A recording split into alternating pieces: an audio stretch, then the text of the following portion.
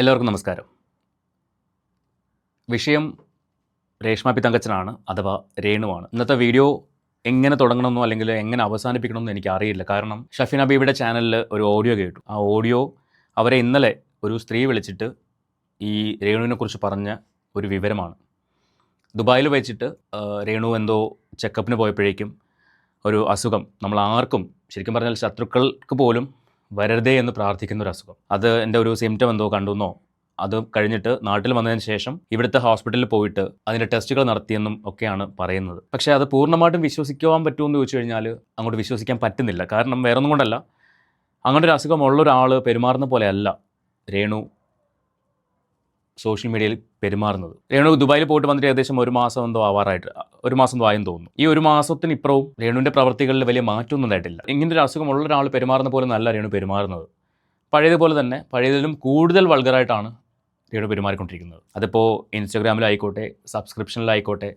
കാരണം സബ്സ്ക്രിപ്ഷൻ്റെ വീഡിയോസൊക്കെ പുറത്ത് വരുന്നുണ്ടല്ലോ. ഇതുവരെയും രേണുവിൻ്റെ സബ്സ്ക്രിപ്ഷനിലെ വീഡിയോയോ അല്ലെങ്കിൽ പ്രൊഫൈലിലെ വീഡിയോയോ ഞാൻ എൻ്റെ വീഡിയോയ്ക്കകത്ത് ഉൾപ്പെടുത്തിയിട്ടില്ല. ഇന്നത് ഉൾപ്പെടുത്താൻ ഞാൻ നിർബന്ധിതനാവുകയാണ്.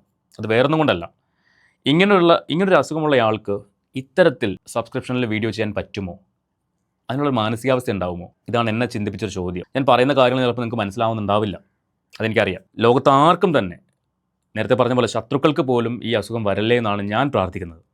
കേട്ട വാർത്ത ശരിയാവല്ലേ എന്ന് ആഗ്രഹിക്കുകയാണ്. അവർക്ക് അങ്ങനെ ഒരു പ്രശ്നം ഉണ്ടാവാതിരിക്കട്ടെ എന്ന് ആഗ്രഹിക്കുകയാണ്.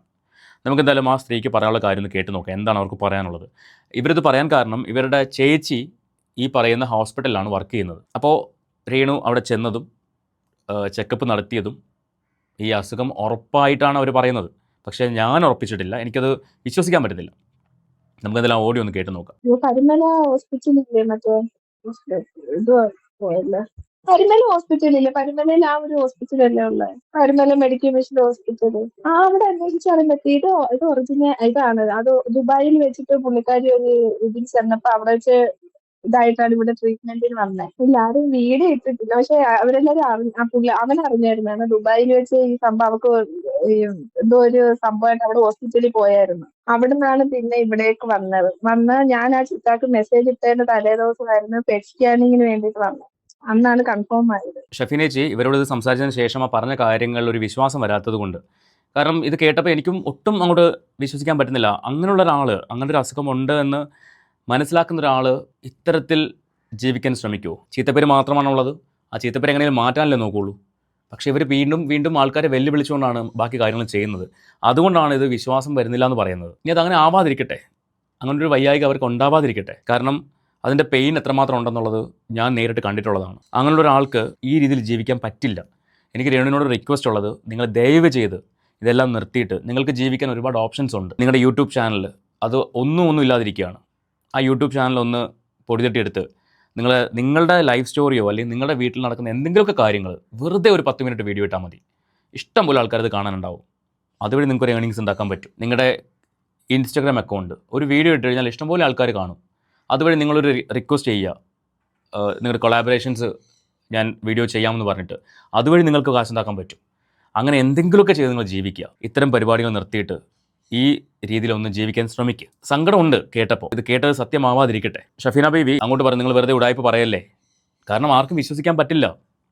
അതുകൊണ്ട് അവർ ചോദിച്ചപ്പോൾ ചേച്ചിയുടെ നമ്പർ ആരാവും ചോദിച്ചു. ചേച്ചിയുടെ നമ്പർ ഇവർക്ക് കൊടുക്കാൻ ഒരു ബുദ്ധിമുട്ട്, ചേച്ചിയോട് ചോദിച്ചിട്ട് കൊടുക്കാമെന്നൊക്കെ പറയുന്നുണ്ട്. എൻ്റെ ചേച്ചി അവിടെയാണ് വർക്ക് ചെയ്യുന്നത്. രേണുസുതി അവിടെ ചെന്നതും ടെസ്റ്റ് ചെയ്തതും അസുഖത്തിൻ്റെ പേര് പറയുന്നുണ്ട്, ആണെന്ന് കൺഫേം ചെയ്തതും ശരിയാണ്. എനിക്ക് രേണുസുധീനെ ഇഷ്ടമല്ലാത്തത് കൊണ്ടാണ് ഞാൻ എത്തിയോട് ഈ കാര്യം പറഞ്ഞത്. ഷഫീന ബീവി അങ്ങോട്ട് ചോദിച്ചത്, നിങ്ങൾ ഉടായിപ്പാണോ എന്നാണ് ചോദിക്കുന്നത്. അതിന് മറുപടി, അതിന് ഞാൻ എന്തിന് ഉടായിപ്പ് ഇറക്കാനാ എന്നാണ് തിരിച്ചു വയ്ക്കുന്നത്.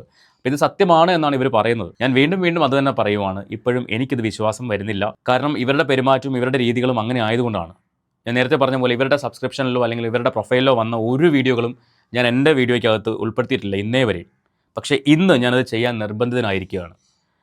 ഞാനൊരു വീഡിയോ ഇവിടെ പ്ലേ ചെയ്യാം. ഇപ്പോൾ കേട്ട വാർത്ത ശരിയാണെങ്കിൽ, ആവാതിരിക്കട്ടെ, ആണെങ്കിൽ അങ്ങനെയുള്ളൊരു വ്യക്തി ഇതുപോലൊരു വീഡിയോ ചെയ്യുമെന്ന് നിങ്ങൾക്ക് തോന്നുന്നുണ്ടോ? നമുക്കൊന്ന് കണ്ടു നോക്കാം.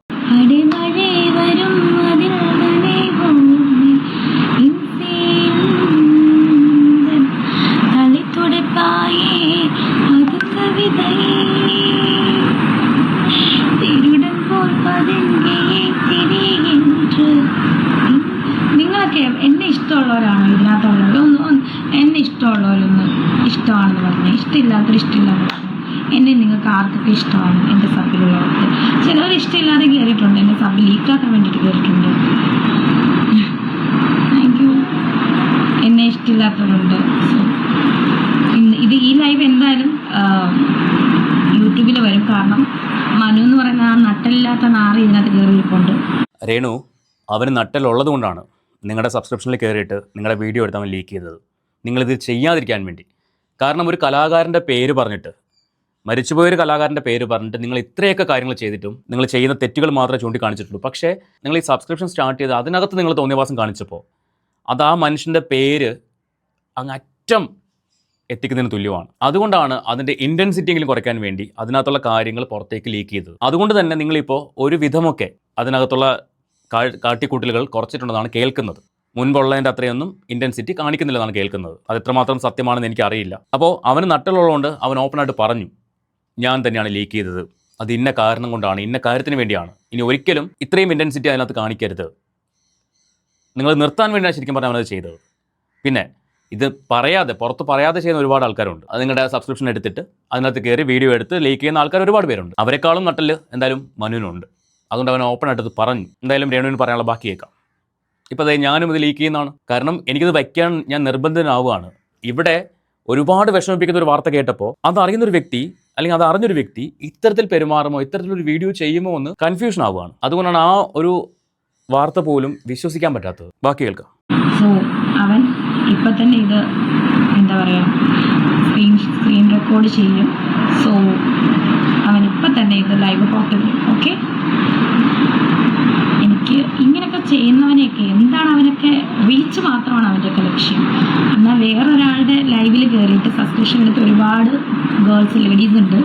എടാ ചുണയുണ്ടെങ്കിൽ മനു നാറിച്ചെറ്റേ, നിനക്ക് ചുണയുണ്ടെങ്കിൽ നീ ഏതെങ്കിലും ഒരു സെലിബ്രിറ്റികളുടെയോ അല്ലെങ്കിൽ ഏതെങ്കിലും ഒരു ലേഡീസിൻ്റെയോ സബ്സ്ക്രിപ്ഷനിൽ ചെന്നിട്ട് ലൈവിൽ ചെന്നിട്ട് ലൈവ് എടുത്തിട്ട് നീ പുറത്ത് വിടണം. നീക്ക് വിവരം അറിയും. രേണു, ഈ മറ്റുള്ള ആൾക്കാരെന്ന് പറയാനില്ലേ, അവരാരും തന്നെ ഞാൻ പുണ്യവതിയാണ്, ഞാൻ നല്ലവളാണ് എന്ന് ചമഞ്ഞ് നടക്കുന്നില്ല. അവർ പറയുന്നുണ്ട് ഞാൻ ഇന്നതാണ്, എൻ്റെ സബ്സ്ക്രിപ്ഷനിൽ ഇങ്ങനെയൊക്കെയാണ് നടക്കുന്നത് എന്ന് അവർ ഓപ്പണായിട്ട് പറയുന്നുണ്ട്. മാത്രമല്ല അവർ ഞാൻ വിധവയാണ്, ഞാൻ വിധവയുടെ റെപ്രസെൻറ്റേറ്റീവാണ്, 2 മക്കളെ വളർത്താൻ വേണ്ടിയാണ് ഞാനത് ചെയ്യുന്നത് എന്നൊന്നും പറഞ്ഞ് നടക്കുന്നില്ല. എന്നാൽ അവർ ചെയ്യുന്നത് തെറ്റ് തന്നെയാണ്, 100% തെറ്റ്. ഈ സബ്സ്ക്രിപ്ഷനിൽ തുണി അഴിക്കുന്നവളുമാർ എല്ലാം കണക്ക് തന്നെയാണ്, എല്ലാവളും കണക്ക് തന്നെയാണ്. എല്ലാവളെയും വിമർശിക്കാറുണ്ട്, എല്ലാവളുമാരെയും വിമർശിക്കാറുണ്ട്. പക്ഷെ നിങ്ങൾക്ക് ഒരു സ്പെഷ്യാലിറ്റി എന്താണെന്ന് ചോദിച്ചു കഴിഞ്ഞാൽ നിങ്ങളൊരു കലാകാരൻ്റെ ഭാര്യയാണ്. ഇപ്പോൾ ഇവിടെ ഞാൻ വീണ്ടും പറയുന്നു, ഇത് ശരിയല്ലാതിരിക്കട്ടെ, അങ്ങനെ ആവാതിരിക്കട്ടെ, എന്നിട്ടും അങ്ങനൊരു ചെക്കപ്പിന് നിങ്ങൾ പോയിട്ടുണ്ടെങ്കിൽ നിങ്ങൾ ഇങ്ങനെയല്ല ചെയ്യേണ്ടത്, ഇങ്ങനെയല്ല വന്നിരുന്ന് സംസാരിക്കേണ്ടത്, ഇങ്ങനെയല്ല വന്നിരുന്ന് കാണിക്കേണ്ടത്. നിങ്ങൾക്ക് ജീവിക്കാൻ ഇഷ്ടംപോലെ മാർഗ്ഗങ്ങളുണ്ട്, ഒരുപാട് മാർഗ്ഗങ്ങൾ. കാശുണ്ടാക്കാൻ നിങ്ങൾക്ക് വളരെ ഈസിയായിട്ട് തന്നെ കാശുണ്ടാക്കാൻ പറ്റും. നിങ്ങളുടെയൊക്കെ യൂട്യൂബ് ചാനലിൽ ഒരു വീഡിയോ വെറുതെ ഇട്ടാൽ പോലും മില്യൺസ് ആണ് വ്യൂ വരുന്നത്. അത് ഉദാഹരണമാണ് കിച്ചുവിൻ്റെ വീഡിയോകൾ എന്ന് പറയുന്നത്. അവൻ്റെ വീഡിയോ ഇട്ടാൽ നിമിഷം നേരം കൊണ്ട് അത് ഒരുപാട് ആൾക്കാർ കാണും. എന്ന് പറഞ്ഞ പോലെ നിങ്ങളുടെ വീഡിയോയും ഇഷ്ടംപോലെ ആൾക്കാർ കാണും. പക്ഷെ നിങ്ങൾക്ക് അതിനോട് താല്പര്യമില്ല. നിങ്ങളതൊക്കെ നിർത്തിയിട്ട് ഈ പറഞ്ഞ രീതിയിലൊന്ന് എന്തെങ്കിലുമൊക്കെ ചെയ്യാൻ നോക്ക്. അത്ര വിഷമമുണ്ട്. കാരണം ഒരു സ്ത്രീ ഇത്രമാത്രം അധപതിക്കാൻ പാടില്ല, ഇത്രമാത്രം അധപതിക്കരുത്. നിങ്ങൾക്കൊരു പക്ഷേ ഇത്രയും ആൾക്കാർ നിങ്ങളെ തെറ്റു പറയുന്നു, കുറ്റം പറയുന്നു, അതുകൊണ്ട് നിങ്ങൾക്ക് ആരുടെ സഹതാപം വേണ്ടെന്നൊക്കെ ഉള്ള ചിന്ത വരാം. പക്ഷേ മലയാളികൾ നിങ്ങൾ ഒന്നടങ്കം വിധി എഴുതരുത്. എത്ര വലിയ ശത്രുവാണെങ്കിൽ പോലും അവർക്കൊരു ആപത്ത് വന്നാൽ മലയാളികൾ കൂടെ നിൽക്കും. എത്ര വലിയ ശത്രു ആയിക്കോട്ടെ, ഒരു അപകടം വന്നാൽ, അവർക്കൊരു ബുദ്ധിമുട്ടുണ്ടെന്ന് തോന്നിക്കഴിഞ്ഞാൽ എത്ര വലിയ ശത്രുവാണെങ്കിലും അവർ സഹായിക്കും. അതാണ് മലയാളി എന്ന് പറയുന്നത്.